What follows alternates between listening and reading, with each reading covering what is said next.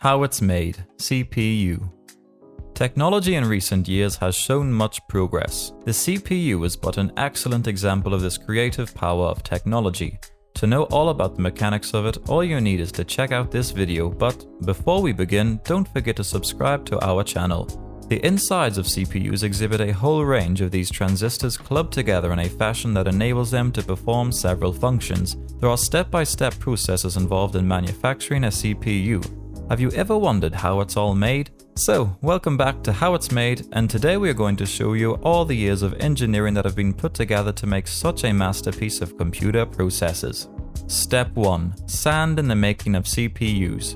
Have you ever imagined sand to have any role in the making of your CPU? It sounds odd, but this has been one of the principal elements involved in manufacturing such a wonderful thing. Silicon is an essential chemical element that is required to produce microchips. Since sand contains high levels of silicon, it is needed for making the microprocessors. Silicon, specifically silicon dioxide, is the foundation ingredient involved in the entire process of manufacturing semiconductors. The sand in its original form cannot be used for manufacturing semiconductors.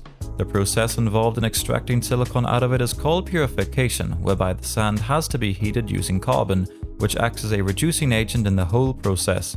The heating separates carbon monoxide and silicon from the sand. Step 2. The formation and slicing of the ingot. The silicon extracted by heating and purified sand reaches a polycrystalline state in which it gains certain qualities specific to creating a semiconductor. The silicon in this phase is termed electronic-grade silicon. The electronic-grade silicon produced is further utilized for the creation of single-crystal silicon called ingot. This ingot is what is used for the manufacturing of chips. Also known as boule, the ingot is monocrystalline silicon that appears in a salami-shaped bar of silicon. The ingot has a high level of purity with less than 0.1% of impurities. The ingot produced is ultimately converted to wafers. The process involved here is slicing. Slicing is done with the help of super-speed saws. The ingots are placed under these saws, which divide them into thin disc-shaped wafers. Each wafer resembles a dime-like thickness. Step 3. Wafer polishing.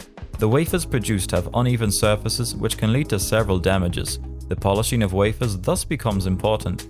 The process involved in polishing wafers is a chemical process termed chemical-mechanical processing.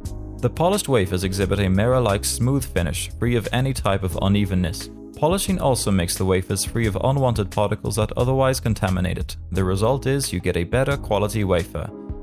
Dicing becomes an easy job once the wafer is free of all uneven subsurfaces, hence polishing is necessary. Step 4. Wafers are exposed to UV light. Exposure to UV light is directly responsible for creating integrated circuits as well as computer chips. UV light exposure creates geometric patterns on the surface of the semiconductor wafers and thereby makes it soluble. Before exposing the wafers to UV light, they are made to come into contact with a blue liquid which is photoresisting. As the wafer is spun at high speed, the blue liquid is gradually poured over it in a way that an even layer of the coat covers the whole surface of the wafer. A third thing involved in this process is a stencil-like substance called a photomask, which has to be aligned with the wafer. The mask contains a lens that is placed in a middle position between the wafer and the mask. Step 5. Photoresistant washing and etching of the wafer. While the exposure to UV light makes the material of the silicon wafer soluble, the same is washed off using a chemical solvent. This process is essential to make visible the geometric patterns created on the surface of the silicon wafer. Once washing is done, the next essential step that is involved in making the CPU is etching. In the case of microfabrication, etching is the process that causes the removal of layers by dissolving the substrate parts from the surface of the wafers. Etching is a chemical process done with the help of a chemical solvent. It is a critically unavoidable process. Every wafer is subjected to several types of etching before they are ready for use. Step 6. Ion doping of the silicon wafer. Ion doping is a process done to implement charge dopants or ions in the silicon wafers so that the wafers generate an electric field.